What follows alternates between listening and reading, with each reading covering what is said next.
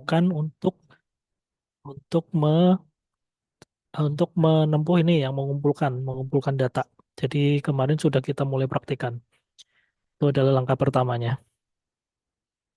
Oke, untuk selanjutnya nanti pada saat kita melakukan penelitian atau melakukan research untuk penulisan skripsinya Bapak Ibu semua, akan mengenal terlebih dahulu terkait dengan apa itu populasi dan apa itu sampel. Karena ini yang akan selalu diungkit dan akan selalu dipertanyakan, akan selalu didiskusikan terus-menerus. Jadi ini penting untuk mengetahui konsepnya terlebih dahulu. Jadi apa itu populasi? Populasi itu adalah merupakan kumpulan data kuantitatif yang menjadi objek. Jadi seluruhnya itu biasa kita sebut dengan populasinya. Sedangkan untuk sebagian kecil dari populasinya, biasa kita sebut dengan sampel. Yang ketiga, di sampel ini, sorry, sampel. Di sampel ini nanti yang akan menjadi responden pada saat kita melakukan penelitian. Nah, pada saat kita membicarakan tentang populasi, populasi ini, di populasi ini nanti akan membahas mengenai parameter. Jadi parameter yang untuk mengukur populasi disebut dengan parameter. Ukuran yang mencerminkan karakteristik dari populasi biasa kita sebut dengan parameter. Sedangkan untuk ukuran yang untuk menghitung sampel atau ukuran yang mencerminkan ukuran sampel nanti biasa kita sebut dengan statistik atau data statistik. Nah, ini yang kita akan pelajari eh, pada sore hari ini. Ini untuk gambarnya. Jadi pada saat kita membicarakan tentang populasi, kita akan membicarakan tentang parameter apa yang diukur. Sedangkan pada saat kita melihat sampel sebagai sampel, itu membicarakan statistika apa yang diukur. Itu ya. Nah, kemudian dari parameter dan dari statistik tadi yang diukur, apa yang diukur, kemarin juga kita sudah jelaskan bahwa untuk mengukur itu adalah dalam bentuk data, data yang kita ukur. Nah, data ini ternyata mempunyai beberapa klasifikasi berdasarkan sifatnya, berdasarkan sumbernya, berdasarkan cara memperolehnya, dan berdasarkan waktu pengumpulannya. Yang kemarin sudah kita lakukan itu adalah berdasarkan sifat. Jadi yang berdasarkan data eh, kategorik yang kemarin atau data tag metrik di sini disebutnya atau nama lainnya data kategorik yang biasa kemarin kita juga sudah sampaikan. Itu dibagi dua, nanti ada data nominal dan data ordinal, serta data metrik atau data angka atau kuantitatif yang nanti dibagi menjadi dua juga, data rasio dan data interval. Kemarin juga sudah disampaikan pada saat mengisi di statistik atau di SPSS yang kemarin kita uji cobakan di atas. Ini untuk contohnya, contoh untuk data nominal itu ada jenis kelamin. Data untuk ordinal itu ada tingkat pendidikan, data untuk interval itu ada suhu badan, dan data untuk rasio ada tinggi badan.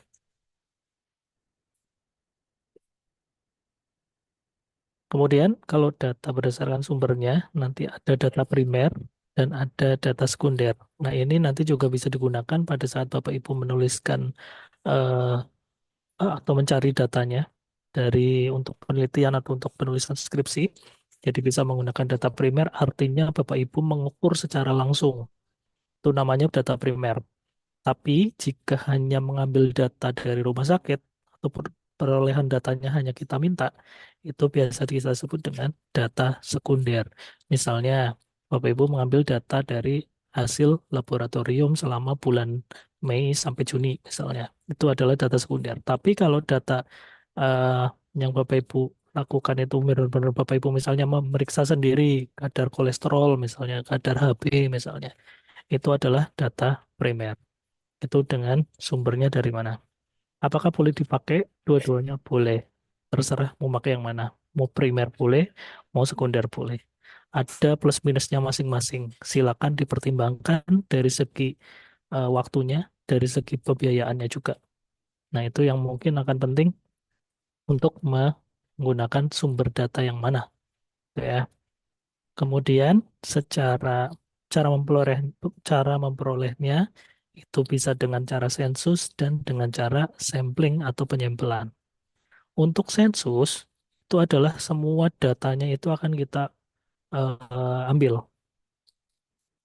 Sensus yang pernah kita lakukan atau yang mungkin sering dilakukan itu berarti sensus penduduk. Jadi seluruh data penduduk yang ada di Indonesia itu semua didata. Jadi semua data populasinya itu didata dinamakan namanya sensus. Cara memperolehnya namanya sensus. Tapi kalau misalnya hanya mencomot beberapa bagian yang merupakan perwakilan, misalnya hanya melihat dari kabupaten tertentu saja, itu biasa kita sebut dengan sampling. Jadi nggak semuanya nggak kita ambil. Jadi misalnya di Indonesia itu ada 514 kabupaten, kita cuma menyampling dari 300 kabupaten misalnya. Nah, itu namanya sampling. Jadi hanya bagian tertentu yang kita ambil. Apakah boleh ini dipakai semua? Boleh. Tapi pertimbangannya yang terkait dengan waktu dan dananya nanti. Kemudian, cara memperolehnya untuk teknik sampling ini ada macam-macam.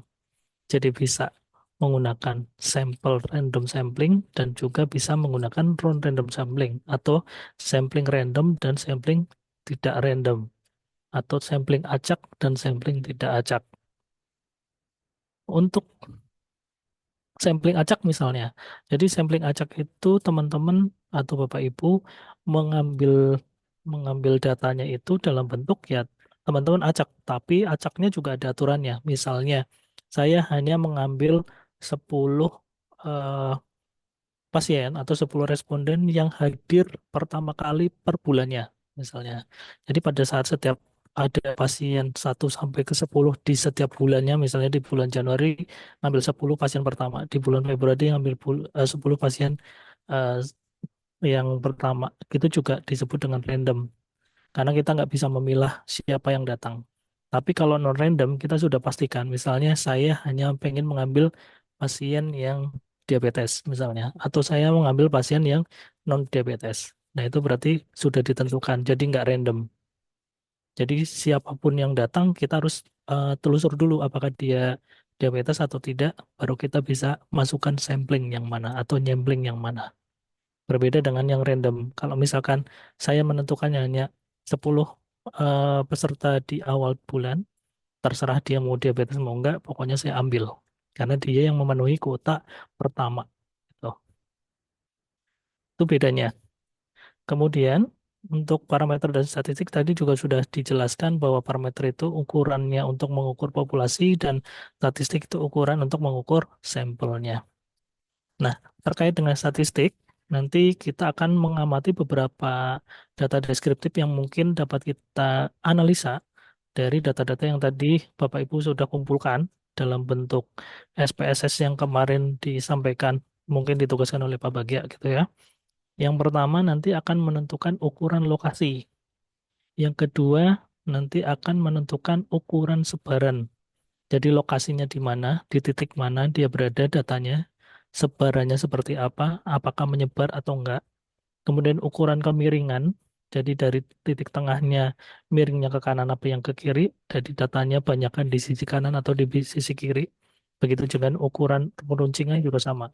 Apakah meruncing di sisi kanan atau meruncing di sisi kiri.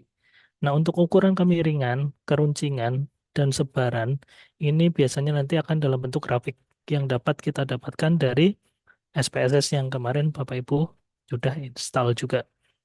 Jadi mungkin nanti untuk teoritisnya banyak terkait dengan teoritis-teoritis gimana cara perhitungan awalnya.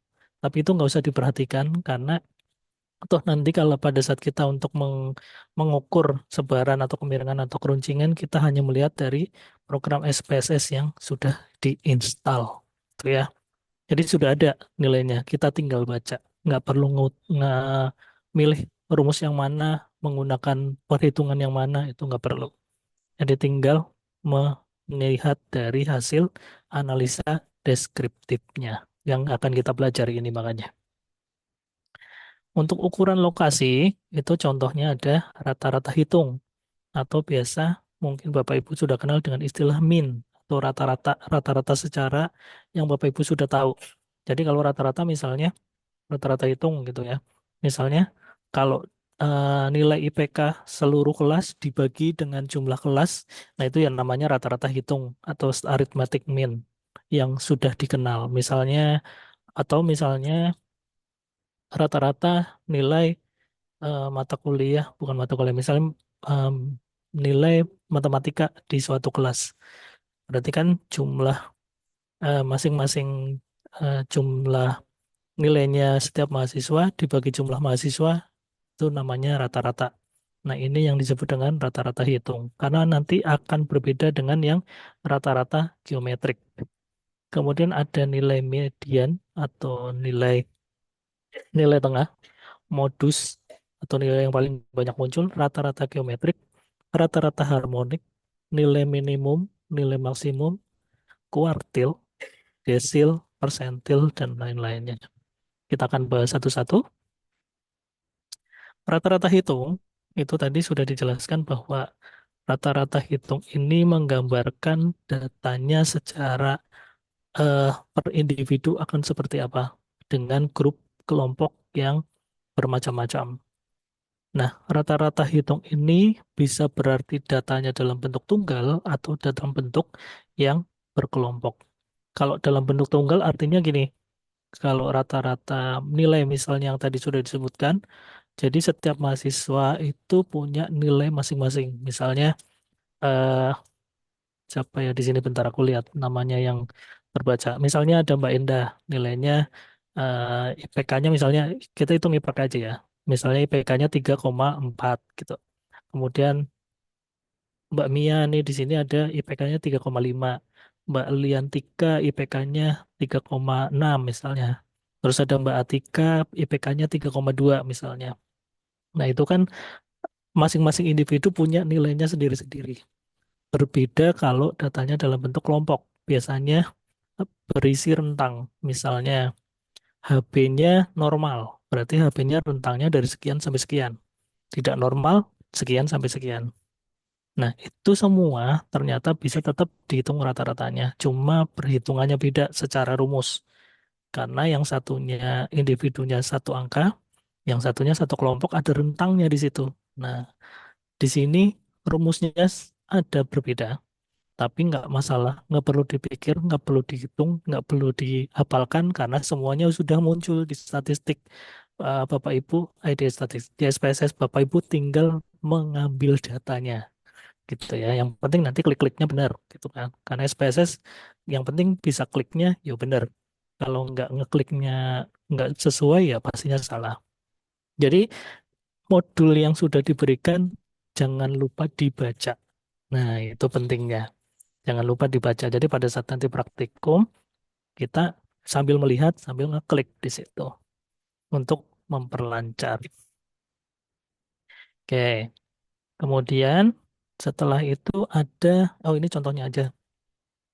Misalnya ini datanya tidak berkelompok atau individu yang tadi. Kalau tadi IPK ini nilai. Jadi ada nilai 20 individu A sampai nilai 90 individu yang kesekian. Kemudian dibagi total setiap seluruh mahasiswa satu kelas hasilnya 62,75. Kemudian untuk yang perhitungan menggunakan data kelompok ini akan lebih ribet karena rumusnya lebih kompleks. Cara menghitungnya seperti ini. Ini secara manualnya. Kalau Bapak Ibu mau ya monggo boleh secara manual di Excelkan sendiri boleh. Kalau nggak percaya monggo silakan bisa di Excelkan sendiri gitu ya. Dan artinya rata-ratanya sekian. Kemudian yang selanjutnya, kalau tadi kita membicarakan tentang rata-rata, yang selanjutnya nanti akan membicarakan median. Median ini adalah nilai tengahnya. Nah, nilai tengah di sini artinya harus benar-benar nilainya ini berada di posisi tengah-tengah. Karena harus di posisi tengah-tengah, makanya nilainya harus diurutkan dulu dari yang terkecil hingga yang terbesar. Jadi berbeda dengan yang min tadi, rata-rata tadi, nggak peduli dia posisinya di mana, pokoknya dibagi rata dari seluruh jumlah individunya akan menghasilkan nilai. Nah, kalau median, langkahnya harus diurutkan terlebih dahulu untuk mendapatkan benar-benar ini posisi tengahnya di mana. Nah, kalau median ini juga sama. Konsepnya ada yang datanya tunggal, ada yang datanya kelompok. Dengan rumusnya sendiri-sendiri juga. Ini ada contohnya juga. Ini untuk yang median yang eh, individu. Jadi pada saat tadi datanya sama 20 sampai 90 tapi kemudian diurutkan terlebih dahulu. Kemudian karena ini kelompoknya ganjil 1 2 3 4 5 6 7 8 9 lebih gampang karena dia benar-benar posisinya di posisi yang kelima atau di ke orang yang kelima atau di data yang kelima itu di tengahnya. Kalau untuk yang posisinya genap berarti yang di tengah-tengahnya itu ada dua, makanya harus dibagi dua datanya. Jadi misalnya 1 2 3 4 5 6 7 8. Nah, 8 itu kalau dibagi tengah-tengahnya itu ada 4 ke kiri dan 4 ke kanan. Jadi di antara kiri dan kanan itu tengah-tengah nggak pas posisi jatuhnya, sehingga harus dibagi dua dari 60 atau di data keempatnya dengan di 75 yang di data kelimanya. Dibagi dua. Itu. Untuk yang kelompok lebih ribet lagi, karena rumusnya lebih panjang. Ini untuk penerapan rumusnya. Jadi satu-satu, kemudian didapatkan hasilnya seperti ini. Nggak perlu dihafal. Jadi nanti ini cukup untuk nice to know, untuk pengetahuan aja. Kalau mau ngitungnya secara manual. Tapi kalau nanti ngitung kita kan menggunakan SPSS. Berbeda lagi dengan median, nanti ada nilai modus. Modus itu artinya yang sering muncul. Sering muncul berarti ya sama, harus diurutkan juga. Dan modusnya ini dicari yang paling banyak munculnya. Loh, kalau paling banyak munculnya sama semua gimana? Ya berarti nggak ada modusnya. Karena semuanya memiliki eh, peluang kemunculan yang sama. Misalnya di sini tuh datanya 20, 80, 76, 60, 50, 85, 45, 65, 90. Itu kan semuanya jumlahnya masing-masing satu semua. Berarti nggak ada modusnya. Karena dia nggak ada yang paling menonjol nilai banyaknya yang mana. Yang banyak muncul yang mana. Jadi modus itu harus ada yang nilai munculnya terbanyak. Salah satu. Kalau double juga nggak bisa. Gitu. Harus satu yang munculnya terbanyak. Ini untuk data yang berkelompok. Kalau data yang individu akan lebih gampang, tinggal diurutkan mana posisi yang paling banyak munculnya, itu modusnya. Misalnya di data sebelumnya ini 20-nya ada dua.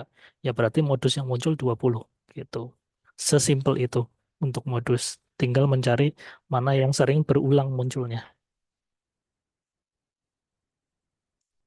Oke. Kemudian kegunaannya apa sih kalau kita mengetahui median modus gitu ya. Jadi min itu akan baik digunakan jika datanya tidak terlalu bervariasi atau datanya homogen atau datanya mirip-mirip. Nah, itu akan lebih baik menggunakan nilai min karena itu akan lebih menggambarkan kondisinya di data yang tidak terlalu bervariasi yang homogen. Itu akan lebih bagus menggunakan min. Kemudian untuk median itu baiknya digunakan untuk data yang bervariasi dengan nilai ekstrim.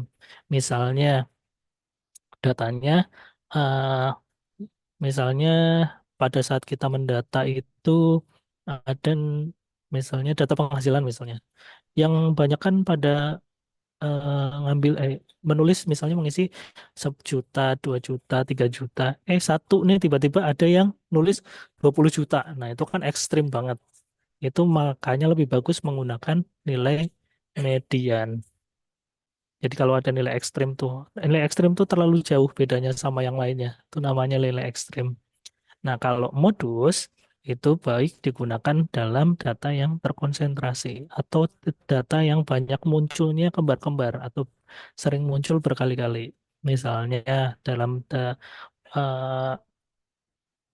data tadi yang penghasilan ternyata banyak menulis nilainya modusnya 5 juta tuh banyak. 9 orang misalnya menulis eh, 9 juta atau misalnya dari 20 orang, 9 orang menulis 9 juta, yang lainnya berbeda-beda. Nah, itu lebih baik digunakan data yang modus.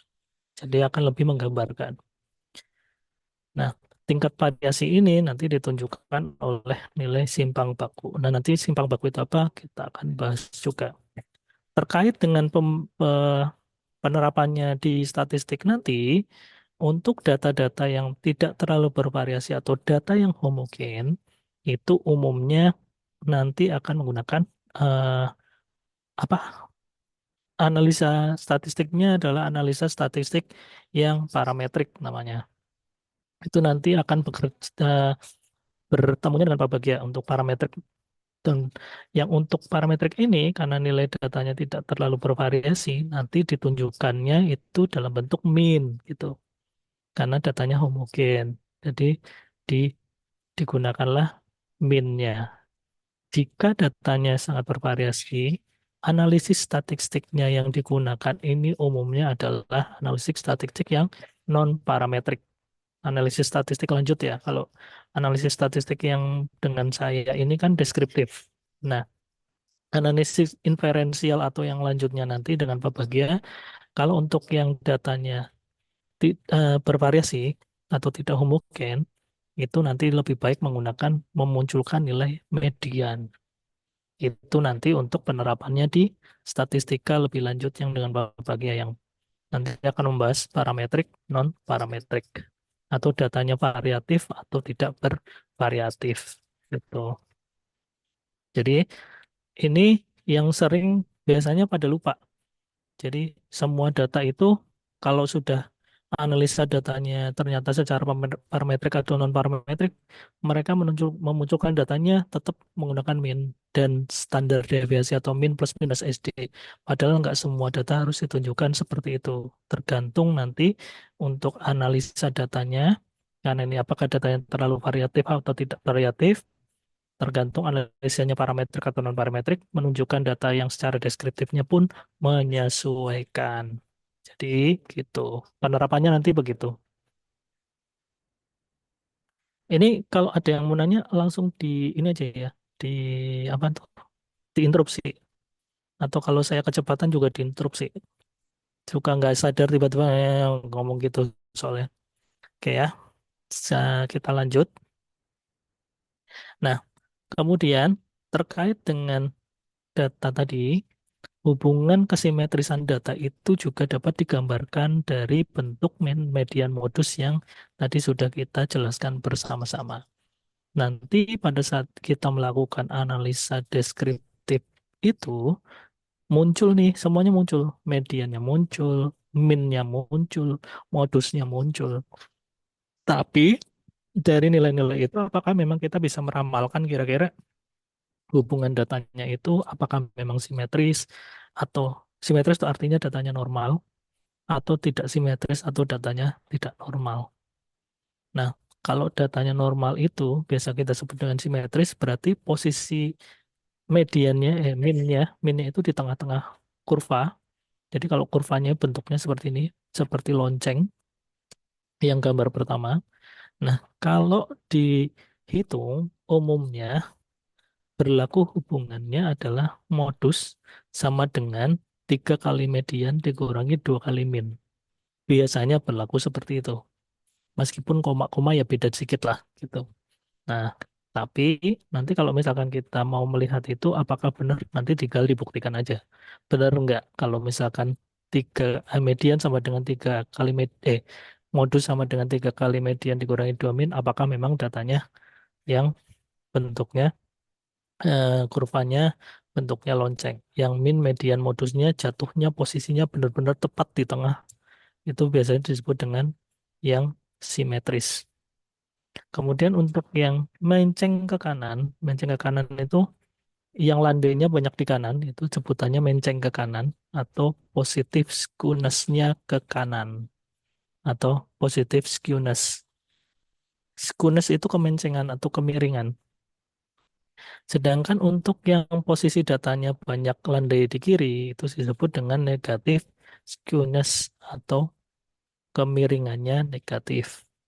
Ini hanya grafiknya gitu ya. Nanti bisa kita buktikan juga pada saat kita melakukan analisa yang deskriptif.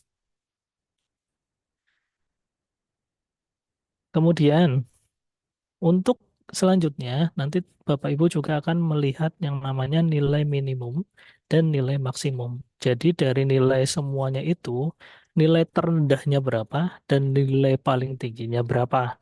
Itu disebut dengan nilai minimum dan maksimum. Nilai minimum kalau datanya individu begini lebih gampang, karena bisa langsung kelihatan diurutkan saja. Yang paling rendah berapa di sini adalah posisi 20. Sorry, harus diurutkan. Belum diurutkan, ternyata nggak diurutkan. Jadi diurutkan terlebih dahulu, nilai yang paling kecil berapa, lah itu adalah nilai minimalnya, sedangkan nilai yang paling besarnya berapa, itu adalah nilai maksimal. Nilai minimalnya di sini, kalau dari data yang ini adalah 20, nilai maksimalnya ada di 90.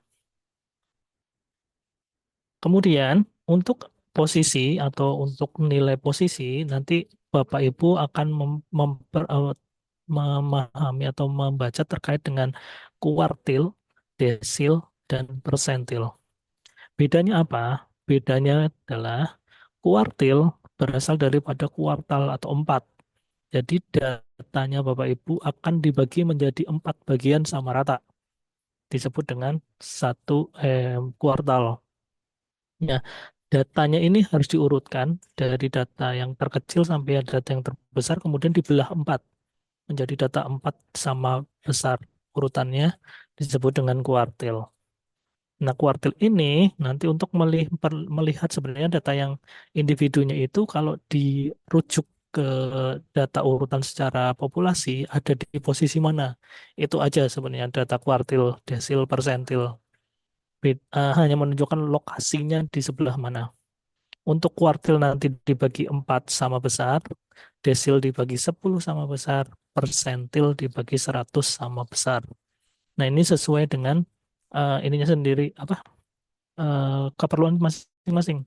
Kalau datanya nggak sampai 100, yang ngapain pakai persentil gitu kan. Mungkin bisa digunakan desil aja yang dibagi 10 sama rata, atau hanya menggunakan kuartil yang dibagi 4 sama rata. Misalnya datanya ada 20, kalau dibagi kuartil berarti 5 di depan, 5 di tengah, 5 di tengah, dan 5 di akhir secara urut. Nah, itu namanya secara kuartil. Ini untuk perhitungannya, jadi kayaknya nggak perlu dijelaskan, tinggal cukup tahu aja. Nah, selain itu, nanti juga ada yang namanya ukuran penyebaran. Ukuran penyebaran itu datanya seberapa menyebar itu dilihat dari ukuran-ukuran tertentu. Ada yang namanya jangkauan atau range, ada deviasi rata-rata atau biasa disebut dengan standar deviasi. Sorry, ada mean deviasi, kemudian ada variasi atau variance, ada simpangan baku. Nah, ini yang mungkin sering diketahui, yang sering banyak dipakai, atau standar deviasi, dan ada koefisien variasi. Kita akan membahas satu-satu juga. Nah, yang pertama, kita akan membahas tentang range atau jangkauan. Nah, jangkauan ini berarti artinya seberapa luas ukuran nilai tertinggi sampai nilai terendahnya. Itu disebut dengan jangkauan. Misalnya, tinggi badan, pengukuran tinggi badan di suatu kelas didapatkan nilai terendahnya itu 152 cm, tertingginya ada di 174 cm. Maka range-nya ya 174 dikurangi 52, artinya range-nya sepanjang 22 cm. Begitu aja. Kemudian yang selanjutnya mean deviasi. Mean deviasi itu nilai mutlak dari selisih tiap mean. Jadi setiap kelompok itu punya rata-rata, kemudian dilihat selisihnya sehingga mendapatkan mean rata-rata. Ini jarang dipakai. Yang sering dipakai itu yang untuk standar deviasi. Untuk ukuran variasi ini biasanya adalah bentuk dari eh, apa tadi yang standar deviasi dikuadratkan. Biasanya disebut dengan variasi. Nah, untuk lebih mengetahui ini, biasanya kita harus mengetahui terlebih dahulu standar deviasinya. Standar deviasinya ini mencerminkan selisih nilai min, namun secara linear. Jadi, akar-akar dari simpangan baku ini digambarkan secara grafik untuk menggambarkan standar deviasinya, kurang lebihnya menuju min atau nilai rata-ratanya itu jaraknya masing-masing datanya kurang lebih berapa sampai berapa. Itu biasa disebut dengan standar deviasi. Nah, yang terakhir, ini adalah koefisien variasi. Ini bedanya hanya nilainya berupa nilai variasi absolut. Jadi nilainya selalu positif, nggak pernah ada nilai negatif. Nah, datanya ini didapatkan dari simpangan bakunya dibagi min-nya. Ini contohnya, ini untuk data Lisenjang atau kelas RPL tahun 2022 atau 2023 saya lupa. Dari kelas A atau kelas B saya lupa juga. Nah, dari data yang tadi sudah kita ceritakan, itu kan ada nilai min di sini, nanti dapat nilai min, nilai median, ada modusnya juga, ada standar deviasinya, ada variasinya, ada skewness-nya atau ada kemiringannya atau kemencengannya, ada kurtosis itu lancip enggaknya ukuran grafiknya, yang puncaknya ini apa lancip apa enggak. Kemudian ada range-nya atau jangkauan, ada nilai minimum, ada nilai maksimum, dan ada kuartil, desil, atau persentilnya. Jadi nanti pada saat kita menggunakan SPSS, kita sudah mendapatkan seluruh data ini dari yang min, median, modus, standar deviasi, dan semuanya. Jadi nggak perlu menghitung. Nah, kemudian tadi kita bisa membuktikan apakah kalau skewness-nya positif, datanya menceng ke kanan apa enggak. Kita lihat data yang posisi kiri dengan data yang posisi kanan lebih landai yang posisi kanan. Itu disebut dengan skewness-nya positif atau menceng kanan. Nah, itu sesuai dengan yang teoritis yang tadi kita lakukan. Atau bisa juga melihat dengan min-nya lebih besar dari median, itu pasti positifnya ke kanan nih. Nah, ini. Min-nya lebih besar dari median dan mediannya lebih besar dari modus, biasanya positif skewness atau mencengnya juga ke kanan. Jadi datanya pasti biasanya nggak simetris gitu. Dan ini sesuai dengan teoritis yang tadi sudah kita lihat. Min-nya 32, mediannya 30. 32 lebih besar dari 30. Artinya mencengnya ke kanan. Dan dilihat dari skewness-nya itu juga positif. Nilainya 0,54.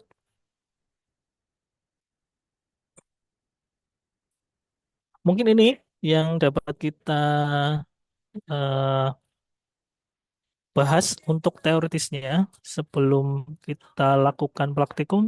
Ada yang mau ditanyakan terlebih dahulu, tidak? Monggo.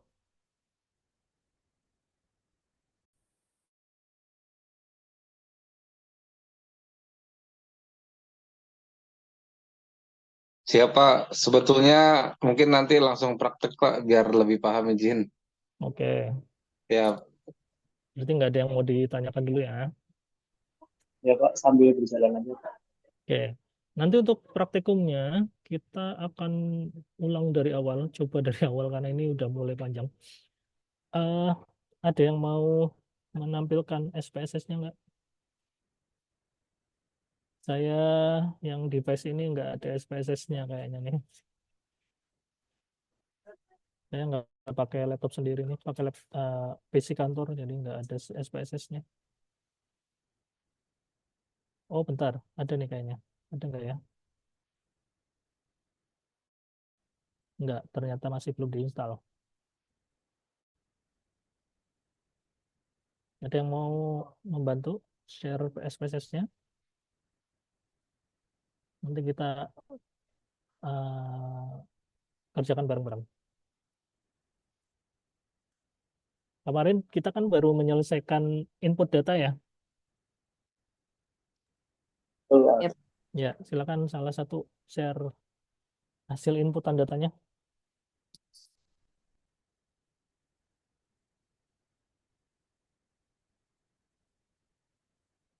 Ayo volunteer.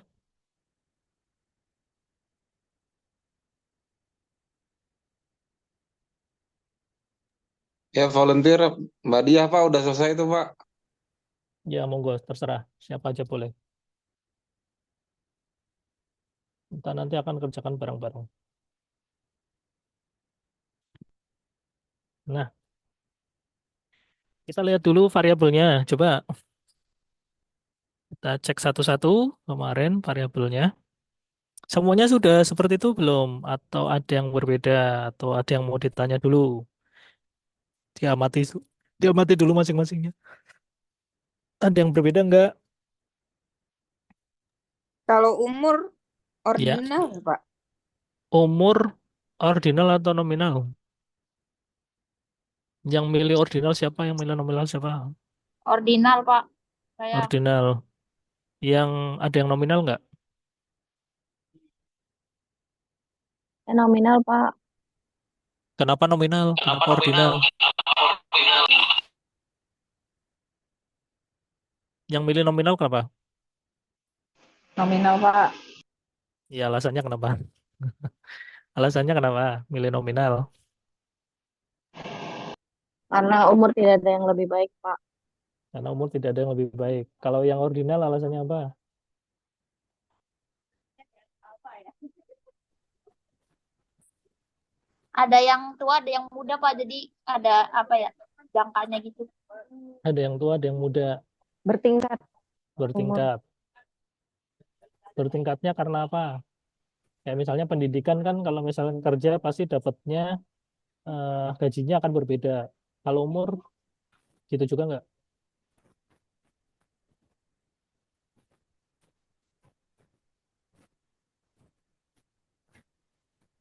Enggak, Pak. Enggak ya. Berarti kalau saya lebih setuju yang nominal. Nominal. Oke, ada yang berbeda lagi nggak? Hmm.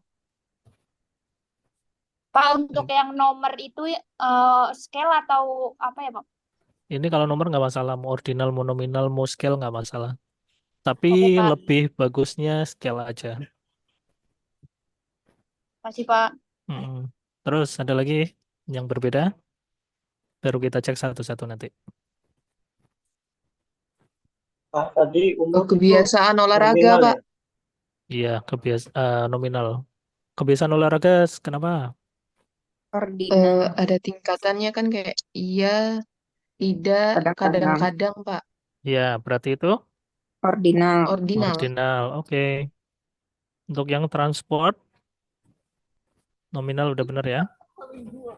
Karena kemarin kayaknya nanya nominal apa ordinal gitu. Terus saya jawabnya, emang kamu kalau naik mobil lebih lebih ini daripada yang motor enggak kan, gitu kan? Nah, ya, terus ada lagi yang beda, yang tekanan darah mana? Tekanan darah tuh ada nggak sih? Ada tekanan darah nggak? Oh, ada Ada ini. paling bawah. Paling Ya bawah, ada. Pak. Yang tekanan 23. darah, yang tekanan darah itu diganti jangan TDS TDD, gantinya sistolik sama diastolik aja, biar mudah kita mencarinya. Semuanya dibikin gitu ya, jangan TDS TDD. Itu nggak lazim. Ini orang bingung nanti nyarinya TDD itu apa, TDS apa. Nah kalau udah sistolik diastolik orang semuanya akan paham. Pak, sorry, satu lagi Hmm, kalau buat uang itu dia nominal atau ordinal ya? uang yang mana? Yang uang transportasi yang per Uang bulan. transport itu nomor berapa ya? Ongkos ya, yang ongkos ya. Ya, Nomor Pak, jadwal, betul. Pak. Yang ongkos itu kan scale bukan? Ya, Pak. Iya, kan nggak ada ininya, nggak ada apa namanya, nggak ada tingkatannya di situ, nggak dibikin tingkat karena ditulis misalnya 1.000 ya 1.000, 2.000 ya 2.000 gitu kan. Nulis apa adanya sesuai dengan yang diberikan kan gitu. Terus ada lagi? Oke, kita lihat dari atas. Yang namanya ini karena udah apa? Inisial nggak usah sampai Inisial. 50, nggak usah sampai 50, 8 aja cukup.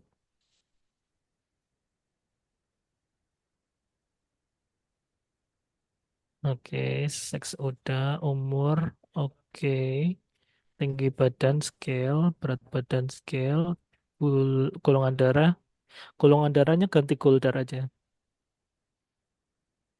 Goldar itu nominal, oke. Agamanya nominal, HB scale, RBC itu eritrosit, oke. HT hematokrit, kolesterol, terus TG, trigliserid, oke. HL, HDL, LDL, oke. Urea, kreatinin, GDN, GDN apa? Gula darah normal. Hah? Nakter, Pak. Kan Oh, Pak, naftar, apa? Nakter, Pak. Nafter. naftar Pak, atau Nah, puasa Pak. pakai Gula darah nafter puasa, aja. Pak. Ya, nafter Puasa. aja. Pakai GDN. nafternya aja. Jangan gedein, nafternya aja. Atau puasa juga boleh. Tapi nafter aja boleh deh.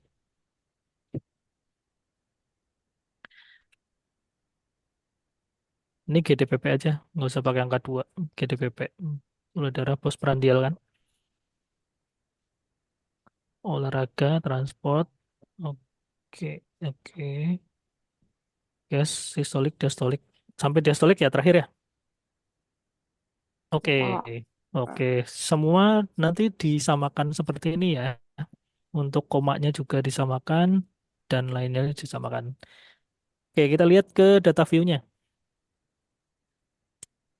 Oke, ini sudah diisi semua ya. Kita ngecek pertama yang kita lakukan adalah mengecek apakah data yang kita masukkan semuanya sudah sesuai apa enggak, ada data error apa enggak, ada data missing apa enggak, atau ada data yang aneh apa enggak. Gitu ya. Kita coba dulu yang tinggi badan. Jadi pertama, silakan masuk ke menu Analyze. Yang atas tuh Analyze. Semuanya ikutin ya, analyze. Sudah semua? Itu tinggi badannya dikit juga ya Pak, kolomnya. Nggak usah di nggak usah di blok. Nanti milihnya di itu di dalam analisanya. Jadi nggak usah di blok nggak apa-apa. Di blok juga nggak apa-apa, nggak akan ngepek. Analyze Oh, sudah. udah Pak. Descriptive statistics. Ya itu. Kemudian pilih yang frekuensi. Dah. Udah, Pilih Pak. yang tinggi badan. Tinggi badan. Diklik anak panahnya. Dah. Diokekan. Semuanya sudah sesuai begitu? Muncul ininya, outputnya dilihat outputnya. Share screen-nya diganti di output. Ini kan input.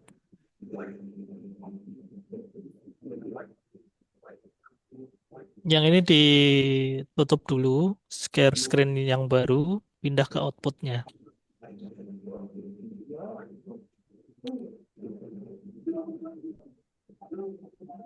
Bapak instruksi ulangin dong Pak, saya Ulangi, ketinggalan. ulangi. Yuk, ulangi semuanya. Yang ketinggalan siapa lagi? Saya Pak, ketinggalan. Iya Pak. Ya, masuk ke Analyze, Descriptive Statistik. Udah belum? Ini sebenarnya ada di modul ya. Belum dibaca ya modulnya ya. Iya, Pak.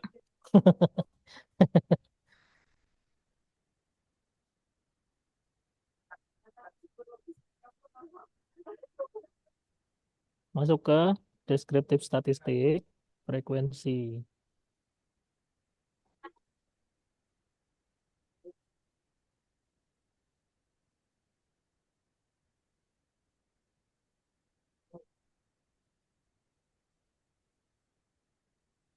Bapak, Itu Ya. tampilan di komputer saya, enggak ada yang bener Pak, tadi bener.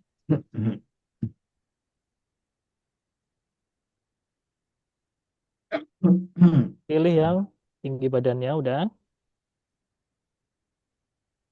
ada itu Mbak. Nah, nanti setiap kita akan melakukan analisa yang baru itu harus direset dulu tuh yang di oke, itu direset dulu. Reset, reset, reset. Nah, nah, itu untuk mengembalikan posisi defaultnya atau posisi awalnya. Jadi nanti setiap kita akan melakukan analisis data, apabila kita sudah melakukan analisis data sebelumnya, itu wajib direset terlebih dahulu supaya analisa data yang sebelumnya tidak ikut teranalisa kembali. Gitu ya. Yuk masukin tinggi badannya, Mbak. Oke. Yang ketinggalan sudah bisa. Mbak, share screen-nya ditutup. Share Sudah screen bisa, Pak. ya, share screen-nya ditutup. Buka share screen baru yang output-nya, Mbak.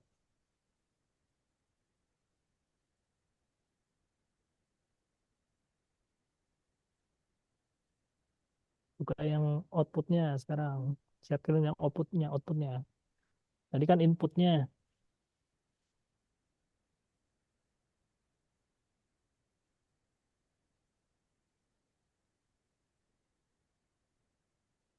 Nah,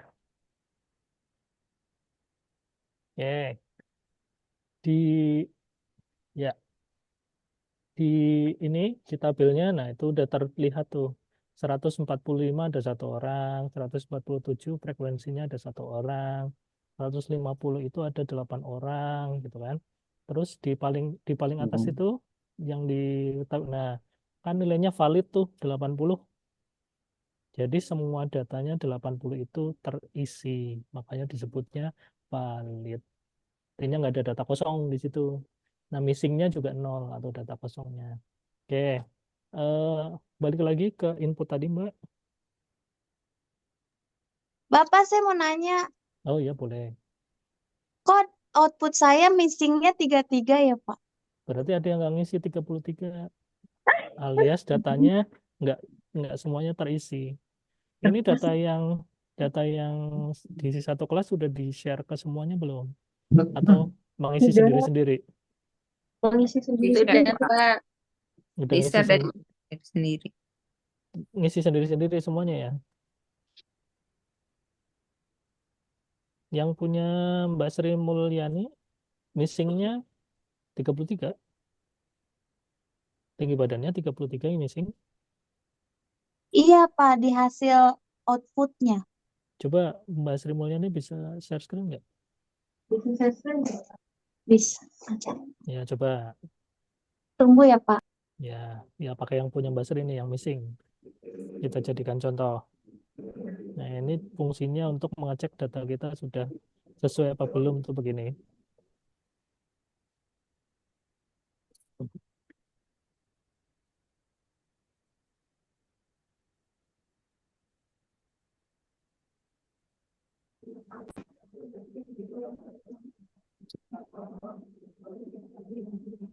Pak izin. Kalau nggak Bapak, ada yang missing, ini harus disimpan Pak. Kenapa? Kalau nggak ada yang missing harus disimpan gimana Pak?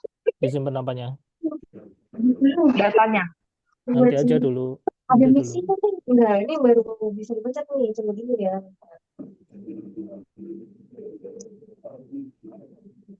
Bapak, ini saya udah share screen Oke, outputnya. ya. Coba ke bawah, Mbak. Terus. Totalnya 80, missing sistemnya 33. Totalnya 113. Coba di share screen yang inputnya, Mbak. Di share screen yang inputnya.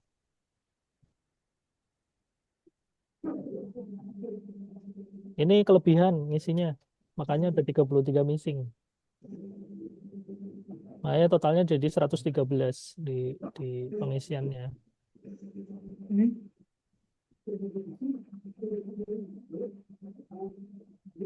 Nah, ini yang titik-titik nih di 81 sampai sekian nih. Nah, ini harus dihapus. Ini di sini missing karena titik-titik itu artinya ada datanya.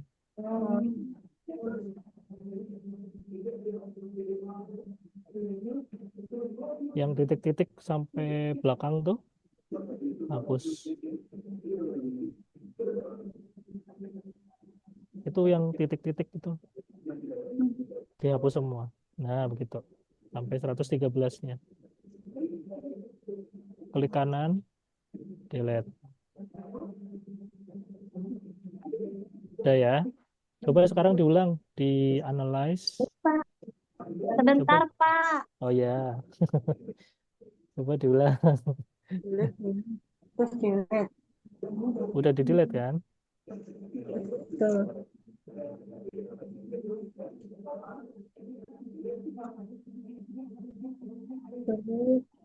Ya. Di reset dulu, Mbak. Gimana outputnya? Tapi gimana?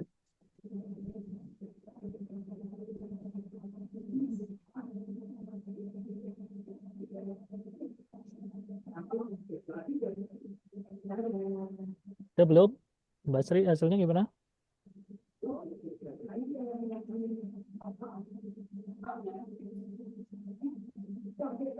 Pak, udah 0 missingnya. Ya, udah bener kan? Makasih ya, Kan? Pak. Ya, karena tadi ada data yang titik-titik. Setiap SPSS itu, kalau ada datanya meskipun 0,0, itu tetap kebaca. Makanya dilihat apakah ada titik-titiknya itu apa enggak. Kalau ada titik-titiknya pasti akan selalu kebaca. Nah, itu contoh cara menghilangkan missing yang tadi datanya enggak keisi gitu ya. Jangan Bu. Nah, ya. Terima kasih, Pak.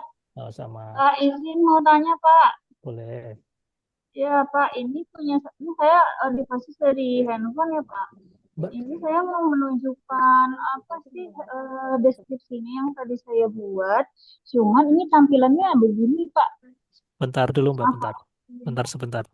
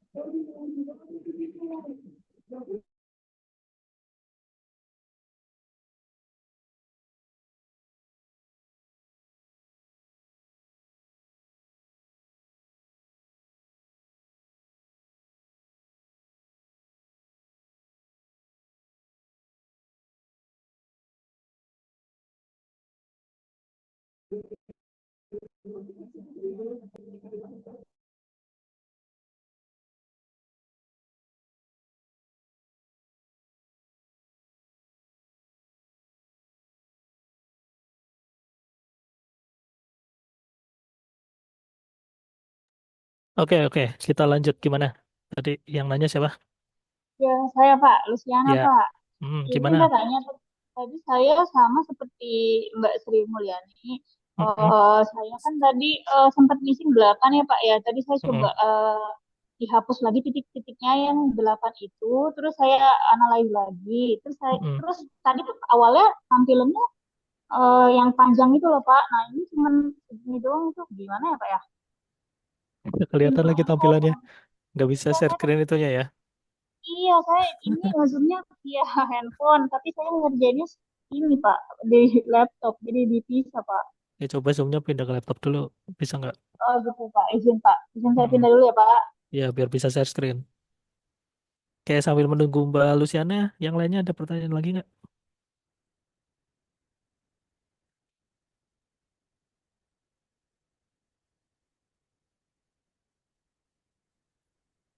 Ada lagi yang mau ditanya?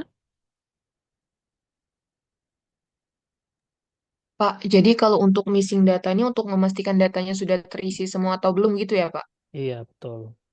Isinya datanya sudah terisi semua apa belum? Ada yang masih kosong enggak? Gitu.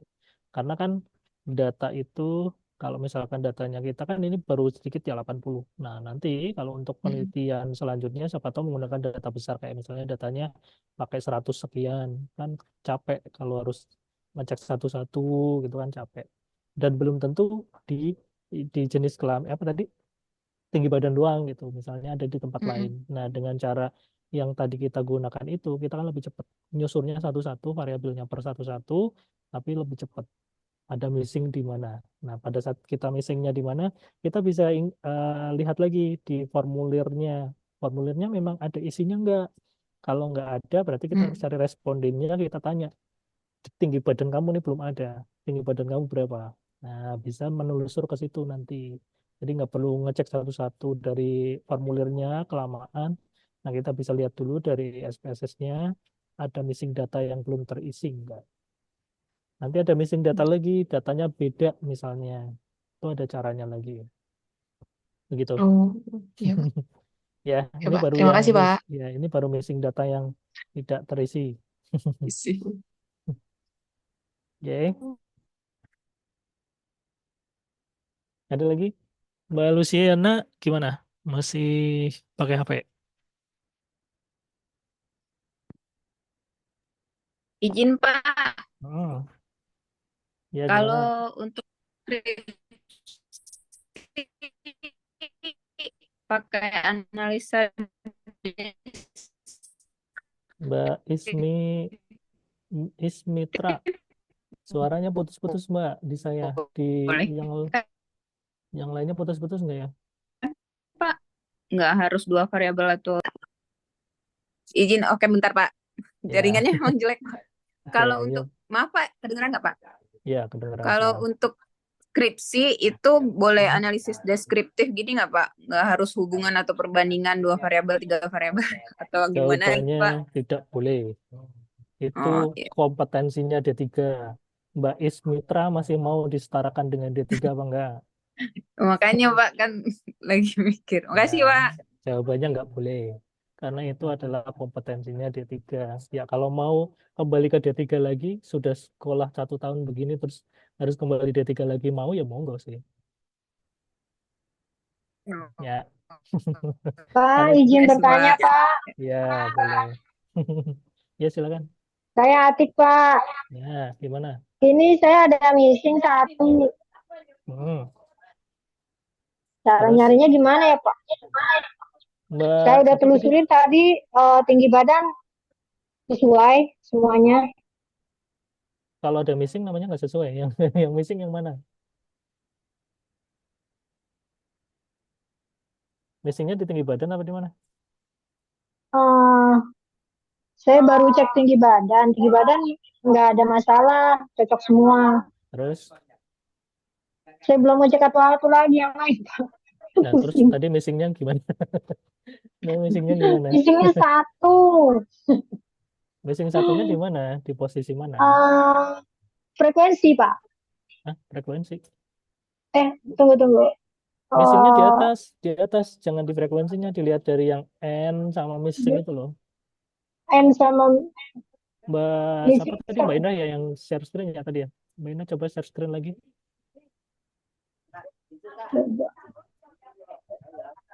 Bukan saya, Pak, yang Oh, share screen siapa tadi awal, yang Pak. share screen awal? Siapa?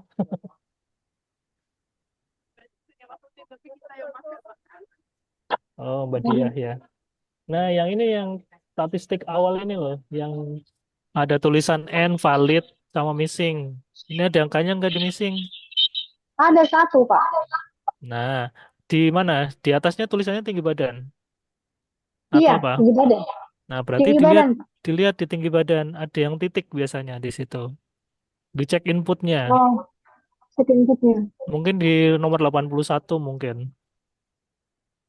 Bentar, Pak. Oh iya, betul 81. Oh, ini. Iya. Iya. Iya. Ya, udah Pak. Ya.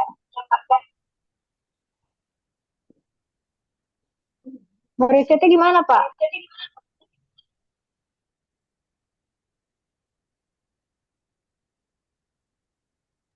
Ya Allah, mute. Ternyata aku udah ngoceh dari tadi. Jadi yang di angka 81-nya diklik, nanti kan akan keblok semuanya tuh satu baris. Nah, di situ yang Iya. dihapus. Itu dihapus, jangan di-clear, di-delete. Oh, wah, salah di clear, Pak. Ya di-clear ya nggak apa-apa lah, udah. Terlanjur. Ya udah.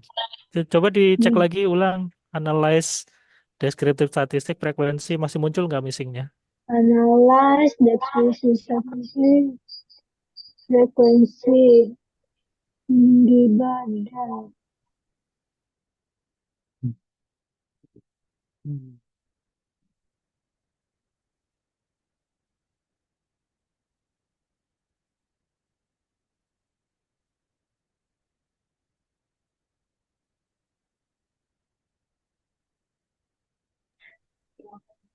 Udah, Pak. Ya, Oke ya, oke. udah nol. Oke, tinggal Ya, Mbak Luciana nih. makasih, Pak. Ya, tinggal Mbak Luciana nih. Mana?